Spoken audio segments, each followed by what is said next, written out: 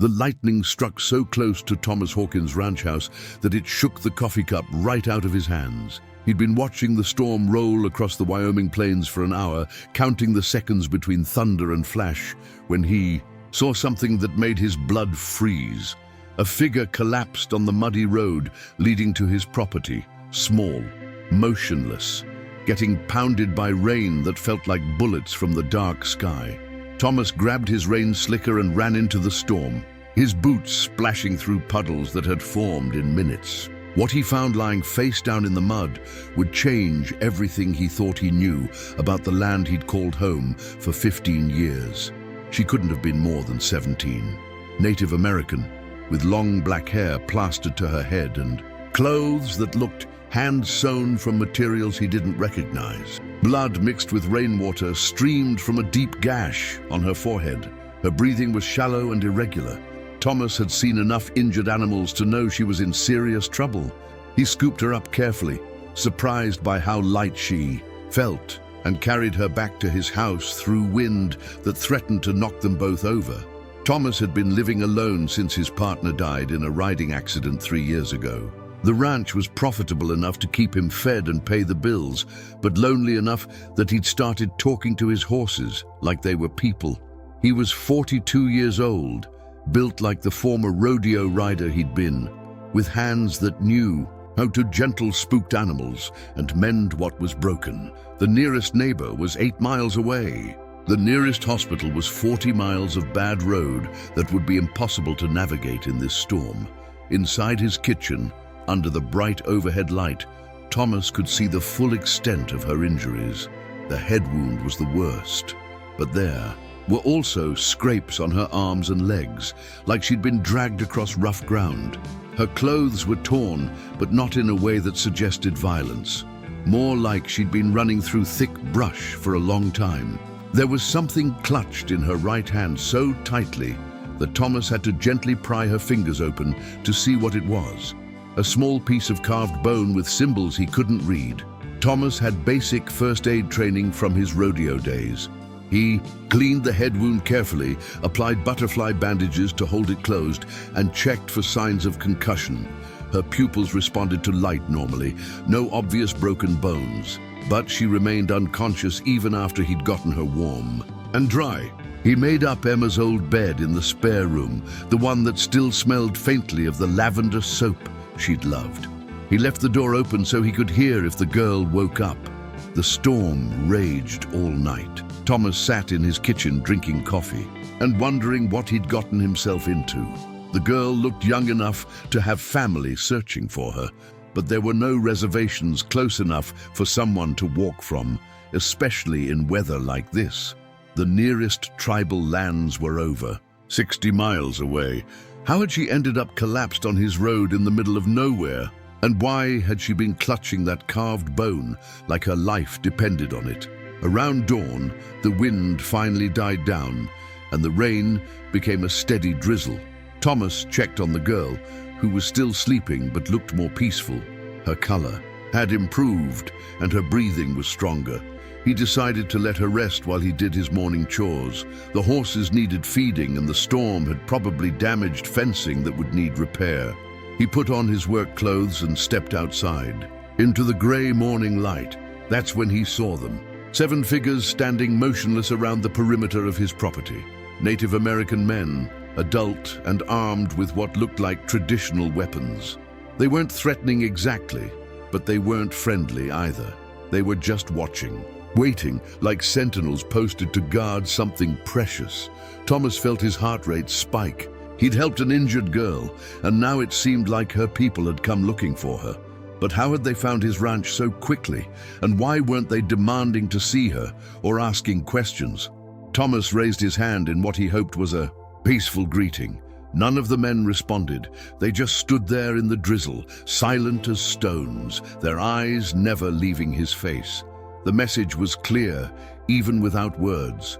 The girl under his roof was important to them, very important, and they would be watching to make sure nothing happened to her while she recovered. Thomas spent the morning doing chores, while 7 pairs of eyes tracked his every movement. The warriors never came closer than 50 yards from his house, But they never left either. They moved like shadows, repositioning themselves as he worked, always maintaining their silent vigil. When he went to the barn, 2 of them shifted to keep the building in sight. When he repaired storm damage near the creek, another warrior appeared on the ridge overlooking that area. They were coordinating without speaking, like they'd done this before. Around noon, Thomas heard movement from inside the house. Soft footsteps on wooden floors. The girl was awake. He found her standing by the kitchen window, watching the warriors with an expression he couldn't read. She was steadier on her feet than he'd expected, though she still favored her left side, where the worst scrapes were. In daylight, he could see she was beautiful, in the way that wild things are beautiful. Strong and graceful, despite her injuries. "My name is Ayanna," she said without turning around. Her English was perfect, though accented with something musical that made even simple words sound important. "The men outside are my brothers, not by blood, but by choice and honor. They have been tracking me for 3 days." Thomas asked if she was in trouble, if someone had hurt her. Ayanna touched the bandage on her forehead and shook her head. The hurt came from running too hard in the dark, from fear of being too late. She explained that she'd been carrying a message between tribal councils, something too important to trust, to phones or letters. The carved bone Thomas had found in her hand was a treaty marker, proof that she spoke for her people in matters of great significance. She'd been riding hard toward the Eastern Territories when her horse stepped in a prairie doghole and threw her. The animal broke its leg and had to be put down. Ayanna had continued on foot, but the storm caught her hours from any shelter. Thomas asked about the warriors, why they didn't just take her home instead of standing guard like statues. Ayanna smiled for the first time since waking up. "They cannot enter your house without invitation. Old laws that govern how our people interact with settlers. But they also cannot leave me unprotected while I recover, so they watch and wait until I am strong enough to continue my journey, or until you ask them to leave your land." The idea of asking armed men to leave his property made Thomas nervous, but their presence was starting to feel less threatening and more like something else entirely. Protection maybe, or respect. Ayanna asked if she could prepare food to thank him for his kindness, said her grandmother had taught her to cook with whatever ingredients were available. Thomas showed her around his simple kitchen, noting how she handled his cast iron skillet like she'd been born to it. While Ayanna worked, Thomas learned more about her mission. She was a mediator between traditional tribal councils and the modern world, helping negotiate everything from water rights to sacred land preservation. The message she carried involved a dispute over mining claims that threatened burial grounds. Time was critical because a federal deadline was approaching that could change everything for her people. Ayanna cooked venison steaks with wild herbs she'd found growing near Thomas's porch. The smell drew the attention of the warriors, who moved closer but maintained their respectful distance. She prepared extra portions and asked Thomas to carry them outside. It was a gesture of inclusion, she explained, a way of showing that his hospitality extended beyond his house to encompass her protectors as well. Thomas walked slowly toward the nearest warrior, holding 2 plates of food. The man was tall and weathered, with gray streaking his long black hair. He accepted the plate with a slight nod, the first acknowledgement Thomas had received all day. The warrior spoke quietly in his native language, words that sounded like music or prayer. Ayanna translated from the doorway. "He says you have shown honor to one who needed help. He says his people will remember this kindness." As the day progressed, the atmosphere around the ranch shifted from tense watchfulness to something approaching camaraderie. The warriors remained at their posts, but seemed more relaxed. Ayanna grew stronger, moving around Thomas's house with increasing confidence. She helped him repair storm damage, showing him techniques for waterproofing that her people had used for generations. Her knowledge of the land and weather patterns was impressive, built from lifetimes of living in harmony with the elements. By evening, Thomas realized he didn't want Ayanna to leave, not because of attraction, though she was undeniably beautiful, But because her presence had brought life back to his empty house, she made him remember what it felt like to share meals and conversation with someone who understood both solitude and community. But he also understood that she had obligations that stretched far beyond his small ranch. The trouble started on the third morning when Sheriff Morrison drove up Thomas's road with 2 deputies and a federal marshal. Ayanna was helping Thomas fix a damaged section of fence when they saw the dust cloud approaching. The warriors melted into the landscape so quickly that Thomas wondered if he'd imagined them. But Ayanna's sudden tension told him they were still there, just better hidden. She touched the treaty marker hanging around her neck and whispered that complications had arrived. Sheriff Morrison had known Thomas for years, but his expression was all business as he climbed out of his patrol car. The federal marshal was a thin man with expensive boots and the kind of soft hands that had never done real work. He introduced himself as Agent Parker and explained that they were investigating reports of armed trespassers on private property. Someone had called in a complaint about Indian militants threatening local ranchers. Thomas felt his stomach drop as he realized his peaceful sanctuary was about to become a crime scene. Agent Parker questioned Thomas about the warriors, demanding to know how many there were and whether they'd made any threats. Thomas tried to explain that they were peaceful, that they were just watching over an injured woman. But Parker seemed more interested in creating a narrative about domestic terrorism than understanding the truth. He kept using words like occupation and intimidation, painting the warriors as dangerous criminals rather than protectors following ancient customs. Ayanna stepped forward and identified herself calmly, showing Agent Parker her credentials as a tribal mediator and explaining her mission. But Parker's attitude shifted when he learned about the mining dispute she was involved in. His questions became more pointed, more hostile. He wanted to know which companies were involved, which politicians had been contacted, which environmental groups were providing support. Thomas realized this wasn't about trespassing at all. This was about stopping Ayanna from completing her mission. The conversation grew heated when Parker demanded that Ayanna surrender the treaty marker as evidence in a federal investigation.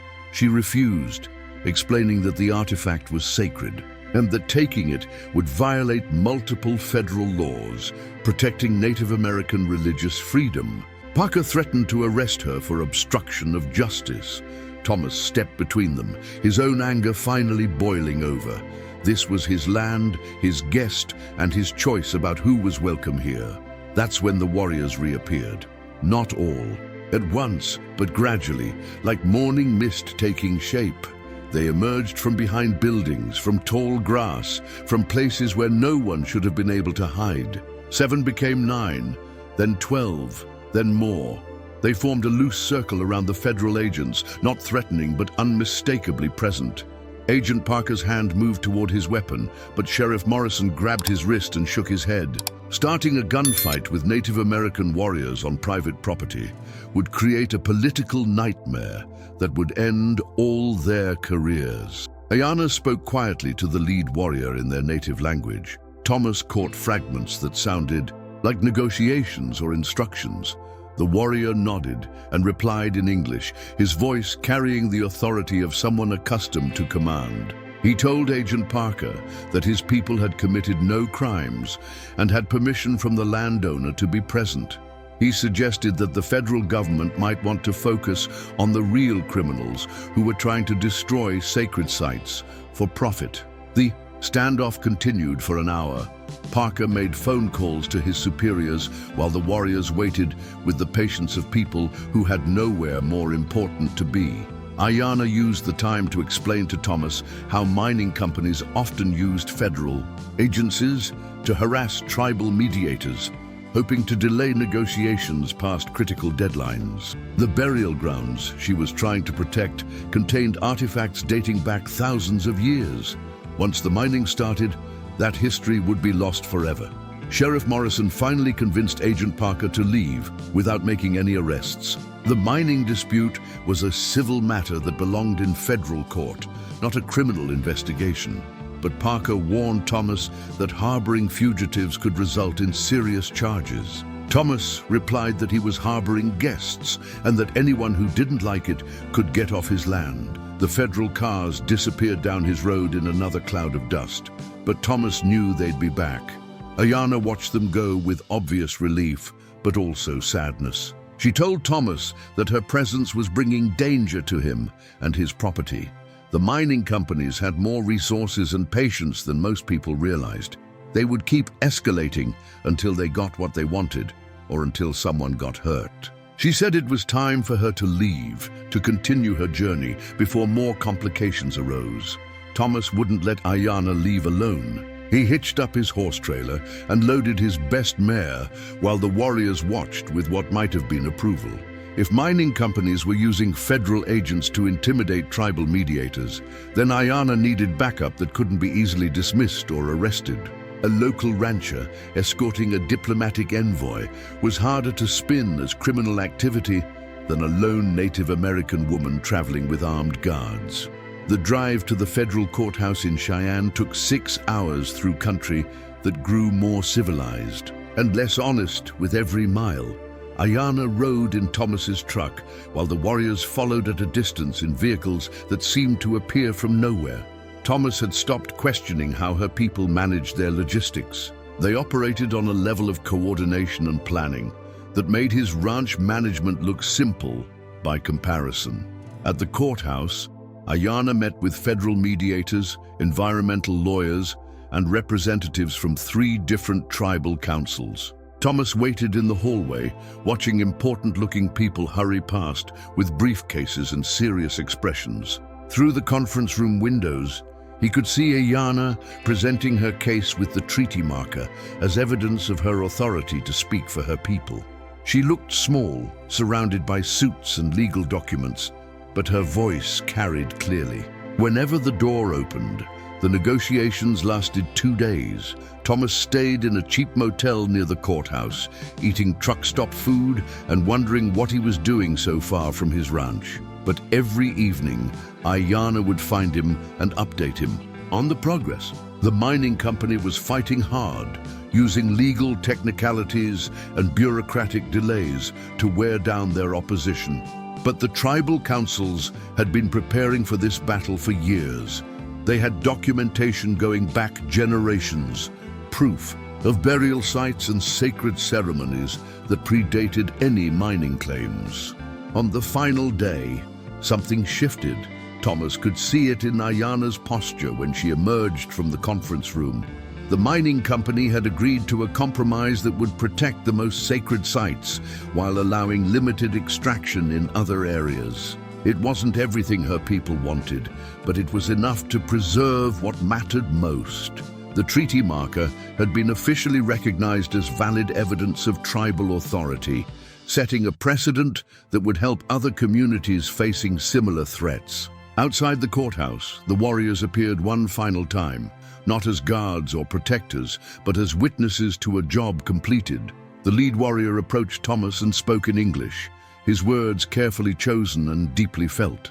He said that Thomas had shown courage in helping someone who needed it, even when that help brought danger to himself. He said his people would remember this friendship and that Thomas would always be welcome on tribal lands. Ayanna returned to Thomas's ranch for one last night before continuing to her next assignment. There were other disputes in other states, other sacred sites threatened by development and greed. Her work as a mediator would never really be finished, but she promised to visit when her travels brought her back through Wyoming. Thomas promised to keep the spare room ready, though they both knew that promises made in extraordinary circumstances don't always survive ordinary life. The warriors left at dawn, disappearing into the landscape as silently as they'd appeared 4 days earlier. Thomas and Ayanna stood on his porch, watching the sun rise over land that felt different somehow, more connected to its history and the people who'd lived there long before white settlers arrived. Thomas had learned that being a good neighbor sometimes meant more than just minding your own business. Sometimes it meant standing up for what was right, even when you didn't fully understand all the complexities involved. Ayana taught Thomas a few words in her language before she left. Words for gratitude, respect, and the kind of friendship that transcends cultural boundaries. She left him a small carved stone, similar to the treaty marker, but personal rather than official. A reminder that some connections between people are strong enough to survive distance and time. 6 months later, Thomas received a letter from the Bureau of Indian Affairs thanking him for his assistance in preserving sacred tribal sites. The mining compromise had held, and the protected burial grounds were being developed into an educational center where people could learn about the region's true history. Thomas's small act of kindness had contributed to something much larger than he'd ever imagined. Thomas still lived alone on his ranch, but he no longer felt isolated. He'd learned that community extends beyond property lines, and that helping others creates connections that enrich everyone involved. Sometimes, late at night, when the wind carried unfamiliar sounds across the plains, he thought he could hear distant voices speaking in languages older than his family's presence in Wyoming. It didn't make him feel like an outsider. It made him feel like he belonged to something bigger than himself. What did you think of this story of honor and unexpected friendship? If this tale of courage across cultures moved you, please like this video and subscribe to our channel for more inspiring stories that show how small acts of kindness can change the world. Share in the comments below what you would have done in Thomas's situation, and let us know what stories of cross-cultural friendship you'd like to hear next. Your engagement helps us continue bringing these powerful narratives that remind us we're all connected by our shared humanity.